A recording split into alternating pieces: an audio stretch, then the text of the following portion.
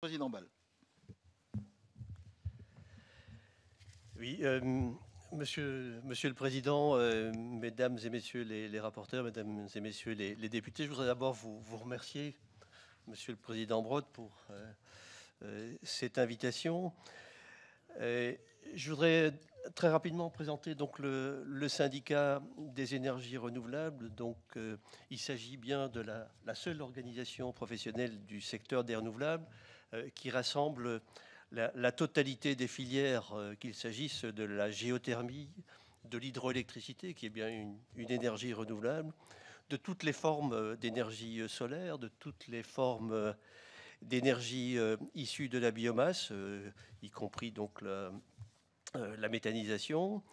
Il s'agit aussi donc de l'éolien et de toutes les formes d'énergie marine. Nous rassemblons à peu près 400 adhérents, dont la grande majorité, plus de 80%, sont des PME ou ETI, mais on retrouve également tous les grands acteurs de l'énergie qui ont été cités par Robert Durdy. Nous travaillons essentiellement donc sur le marché national, évidemment, avec, et nous n'oublions pas, en incluant donc les départements d'outre-mer. Nous avons une préoccupation de développement industriel et donc nous sommes très actifs dans la structuration de filières industrielles et également l'accompagnement de nos entreprises à l'exportation. Nous avons développé une vision donc multifilière, c'est un peu ce qui nous différencie de certaines autres associations que vous avez mentionnées. Donc nous avons une vision multifilière qui nous permet de tirer les enseignements développés dans certains secteurs pour les appliquer à d'autres et donc d'avoir une vision d'ensemble. Alors, un point introductif avant de parler de la loi, je voudrais rappeler quel est le contexte mondial des énergies renouvelables. L'Agence internationale de l'énergie a publié récemment un rapport donc, sur le développement de ces énergies renouvelables dans le monde. L'IRENA, qui est l'agence spécialisée, l'agence internationale spécialisée dans les énergies renouvelables, vient cette semaine également donc, de publier ce rapport, un rapport de ce type. Et le constat, c'est que la grande révolution énergétique actuelle, ce n'est pas celle des gaz de schiste. La grande révolution actuelle, c'est celle des énergies renouvelables qui se développent partout, car elles s'imposent comme des solutions tout à fait crédibles, tant d'un point de vue technique qu'économique.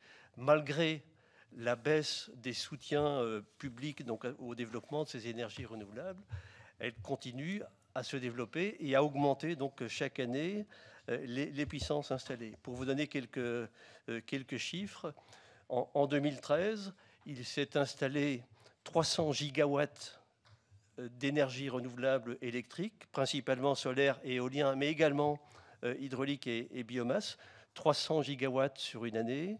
Cela correspond à l'équivalent d'une unité que nous connaissons bien chez nous, c'est 1 EPR tous les 2 jours. C'est 250 milliards de dollars d'investissement chaque année, avec des coûts qui baissent, ce qui signifie que les puissances installées continuent à augmenter pour le même niveau d'investissement. Et les entreprises françaises, auxquelles Robert a fait allusion, et donc qui sont parmi nos principaux membres, qu'il s'agisse de grands groupes ou de PME ETI, ces entreprises françaises doivent prendre une part dans ce marché mondial, être dans la compétition. Elles le font déjà, mais elles peuvent le faire plus encore. Et pour ce faire, nous avons besoin d'un marché national, domestique, crédible, et c'est l'ambition de ce projet de loi de transition énergétique pour la croissance verte. Alors, d'abord, un avis général sur ce projet de loi. Le syndicat des énergies renouvelables porte un regard positif sur ce projet de façon générale. Il traduit une véritable ambition pour notre secteur, donc avec ses objectifs 2030. Et les objectifs 2030, ça paraît lointain, mais c'est quand même quelque chose de très important parce que ça va influencer d'autres décisions, d'autres dispositions législatives. Je pense aux lois de finances, je pense à la politique de recherche et développement. Donc, le fait d'avoir un objectif 2030, c'est quelque chose qui nous paraît très positif. Le fait d'avoir aussi pensé à avoir un dispositif de pilotage, c'est-à-dire un dispositif qui permet d'analyser les trajectoires réelles par rapport à la trajectoire objective et de pouvoir formuler des réformes si ça s'avère nécessaire. C'est aussi un sujet qui est pointé dans la loi et qui nous semble extrêmement positif. Et nous souscrivons évidemment parfaitement à l'ambition d'atteindre 32% d'énergie renouvelable en 2030. Et nous tenons à dire que cet objectif nous paraît raisonnablement réaliste et responsable. Il est même incontournable si on veut atteindre l'objectif de 40% de réduction des émissions de gaz à effet de serre. Il est compatible avec nos engagements européens de 2020 et, nous l'espérons, également compatible avec les engagements qui vont être pris dans le paquet énergie-climat 2030, donc dans les prochains mois. Il est de plus tout à fait réalisable au regard des gisements d'énergie renouvelable dont notre pays dispose. Gisements tant en biomasse aussi diverses soient-elles, en géothermie, en potentiel hydraulique non encore exploité, et bien entendu en potentiel de vent, de soleil et de ressources marines. Il est raisonné au sens où le rythme de développement qui est prévu d'ici à 2030 permet de réaliser une bonne intégration aux divers réseaux énergétiques, et je pense en particulier aux réseaux électriques, sans déclencher de risques systémiques. Et finalement, il est raisonnable dans la mesure où les énergies renouvelables ont atteint aujourd'hui un niveau de compétitivité économique qui est tout à fait satisfaisant. Pour vous citer des exemples, aujourd'hui, on peut faire du solaire photovoltaïque à 85 € du mégawattheure, comme on fait également donc, de l'éolien terrestre à ce niveau-là. Et ce sont des coûts qui sont tout à fait comparables à ceux des autres moyens de production d'électricité neufs. Alors je voudrais aussi rappeler ici qu'il nous semble important qu'au niveau des consommations, ce projet de loi puisse porter l'ambition de pousser les transferts d'usage performants donc, vers l'électricité pour décarboner au maximum nos consommations. Alors, durant cet été, le syndicat a analysé en détail, donc, avec l'ensemble de ses adhérents, le projet de loi. Et donc, nous avons formulé un certain nombre de suggestions d'amélioration de ce projet de loi. Alors, on l'a rédigé sous forme d'amendement parce que je pense que c'est une forme que vous connaissez bien, mais nous ne voulons en aucun cas nous substituer aux législateurs. Il y a plusieurs ensembles. Je voudrais souligner simplement les principales suggestions que nous avons faites. Il y en a qui concernent donc le cadre économique et d'autres qui concernent donc le cadre réglementaire. Concernant le cadre économique, donc le projet de loi prévoit une évolution des mécanismes de soutien vers un système fonctionnant donc sur la base d'un complément de rémunération, c'est-à-dire visant une meilleure intégration au marché, notamment au marché de l'électricité. Il y a déjà eu donc dans le courant du premier semestre une grande consultation organisée donc par la DGEC sur cette évolution, et donc nous avons beaucoup contribué à ce travail. Cette évolution est de plus aujourd'hui encadrée par le nouveau système d'encadrement des aides d'État par la Commission européenne. Et sur ce point, donc, nous avons donc formulé une suggestion visant à ce que la transition vers de nouveaux mécanismes principe que nous acceptons, que cette transition soit douce, progressive, avec un calendrier bien déterminé et continue à assurer de la visibilité aux investisseurs et également donc, que cela ne remette pas en cause l'atteinte des objectifs déjà dans la loi, c'est-à-dire des objectifs de 2020. Le texte prévoit, dans le cadre économique également, des dispositions relatives au contrôle des installations. Nous y sommes évidemment favorables, mais nous proposons donc de bien encadrer ces contrôles donc, par l'autorité administrative.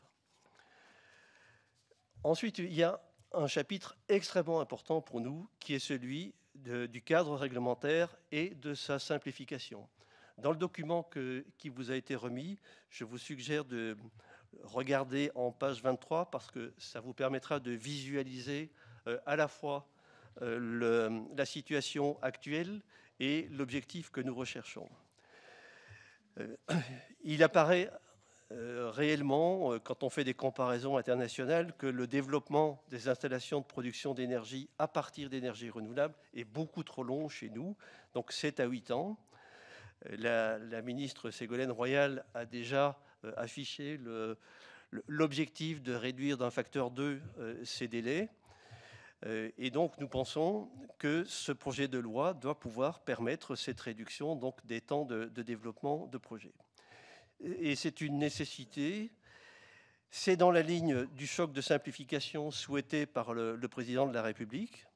Et je dois souligner que depuis le printemps 2013, plusieurs dispositions ont été mises en œuvre. Et je pense à la loi dite Brottes, c'est pas pour... la loi dite Brottes, la première loi d'habilitation à la simplification de la vie des entreprises, qui ont permis donc déjà d'alléger donc le cadre et d'expérimenter notamment donc l'autorisation unique et le certificat de projet qui fige la législation au début du dépôt du projet. Et nous pensons que ces premières mesures doivent être complétées par d'autres et généralisées donc, au regard des enjeux en la matière. Et donc nous avons formulé un certain nombre de propositions de simplification que vous retrouverez donc dans le document. Il s'agit notamment de ce que nous avons appelé les amendements donc 18 à 22. Il s'agit d'essayer de supprimer tout ce qui est redondance, tout ce qui est doublon, et cela sans diminuer les exigences environnementales. Il ne s'agit pas de diminuer donc la protection des riverains, de diminuer la protection de l'environnement, mais il s'agit essentiellement donc de sécuriser ces projets et d'encadrer les contentieux. Nous avons également, pour diminuer donc le temps perdu par les recours, nous proposons également donc de réduire le nombre de juridictions de recours contre les autorisations. Et par exemple, il s'agit du recours direct au Conseil d'État pour les grands projets énergie marine, et notamment l'éolien offshore, ou le recours en cour administrative d'appel pour l'éolien terrestre. Voilà, nous proposons également de simplifier la vie des projets de géothermie ou les projets de réseaux de chaleur utilisant les énergies renouvelables. Un dernier mot sur les territoires. Robert a déjà parlé des dispositifs d'expérimentation. Donc, pour nous, les dispositions du projet de loi donc, sur le lancement d'initiatives territoriales appellent donc notre assentiment. Nous considérons que fonctionner par expérimentation est plutôt une bonne méthode, donc expérimentation, réseau intelligent, mobilité durable, etc. Je voudrais néanmoins faire un rapide focus sur les régions et collectivités d'outre-mer qui ont été à la pointe du développement des énergies renouvelables dans la décennie 90. Et dans ces départements, le développement des énergies renouvelables est aujourd'hui à l'arrêt, alors qu'on devrait se servir de ces régions comme des laboratoires qui nous permettraient ensuite d'exporter vers les pays voisins. On pourrait y expérimenter toute une série de techniques nouvelles, de réseaux intelligents, de stockage de l'énergie, etc.